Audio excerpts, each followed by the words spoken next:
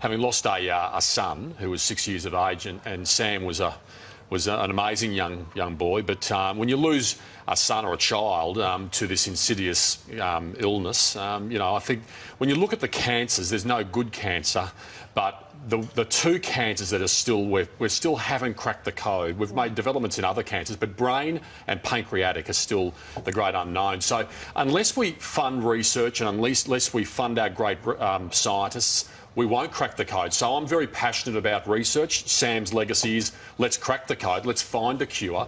But I think this whole Walk for Brain Cancer on Sunday, headed up by Dr. Charlie Teo, who's just an incredible man, a great scientific brain. It's a beautiful walk, 5 kilometres, and it goes towards vital research. So people, kids like Sam, which when you're going through it, you feel like you're a bit, sort of, what kids get brain cancers. It's actually the biggest killer of kids under the age of 10.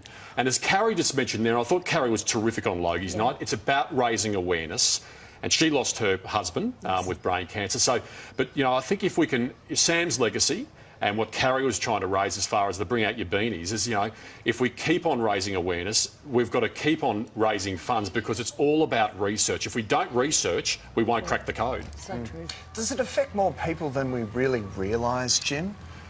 Well, again, Tommy, when Sam was diagnosed, and he had a very aggressive form of brain cancer, but when Sam was diagnosed, I didn't think children, I just thought, it's cruel all round, but the bottom line is I didn't think many kids suffered from it. But when you look at the stats, and Carrie just mentioned some of those statistics, the survival rate's not great. In fact, out of all the cancers, it's probably the worst, but the biggest killer of children under the age of 10. So it's an aggressive cancer.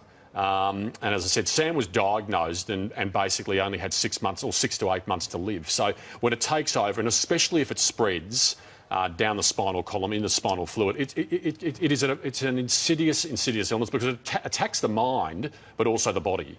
And so watching Sam go through it and watching what this man does, Charlie Teo, inspires me. And I just I ask everyone who's watching the program, and this program has been a great supporter of this, and I appreciate it.